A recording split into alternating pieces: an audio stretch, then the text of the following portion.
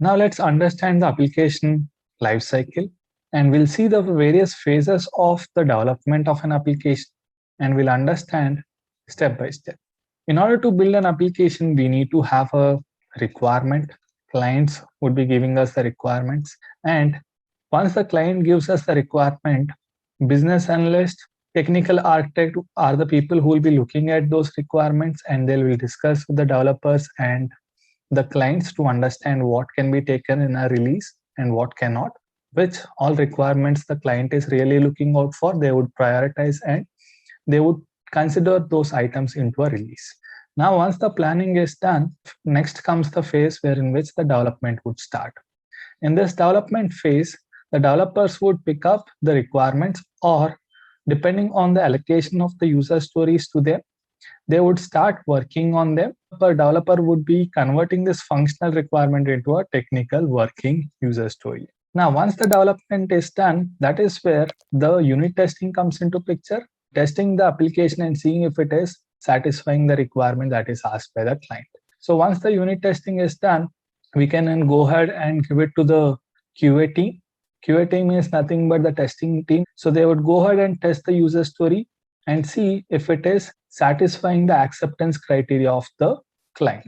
If the client says the acceptance criteria should be like this, they would test and see if it is matching with the client's requirement and the expectation or not. If there are any bugs here, it would go back to the developer as a bug, and the developer would fix that bug, and he or she would basically again give these changes back to the QA team, and QA team would test it. If everything fine, that is where they would proceed on to the next user story. Now, QA team and the development team, this process would continue for all the user stories that are planned in a release. And once that everything is done, that is where they would test the release. That is nothing but a regression phase. In the regression phase, they would test the existing functionality along with the latest changes that are developed by the developers. This process is to make sure that anything that is working previously should not be broken with the latest changes that are being introduced. So this way, the impact of the new changes on the old changes would be tested before it is moving to the production. Once the regression is passed, the changes would be planned to be moved to the production. So this is the place where the changes would be moving into the production. So on a weekend where in which the system would be less used, that is where the changes would be moved to the production here. And once the changes are in production, clients who are using this application would have some feedback or the changes that they want. Again, they will share those details with the PA or a technical architect here. Again, this planning phase would continue and this cycle would go on. So this planning phase till the release phase is something that goes in circle, which is a continuous process in order for the client to basically have an application that is of his desired expectation. Now, there are a couple of other steps which might be coming in between, which is nothing but giving a demo to a client where which to see if everything is expected or not.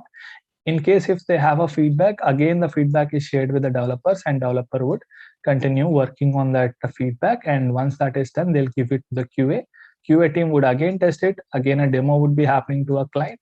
A client would look at that feedback changes. If everything fine, this cycle would continue, right? So this is a place where a demo would be planned somewhere here in between, where the changes that are being done by the developer would be demonstrated to the client, so that the client would understand and expect or see what exactly is about to get next release, so that he is happy with the changes. Any feedback that is given to the developers would be implemented, and this process would continue, right? So this is how the application lifecycle would go. Hey guys, if you like this video, do like, share and subscribe to SFTC Quest.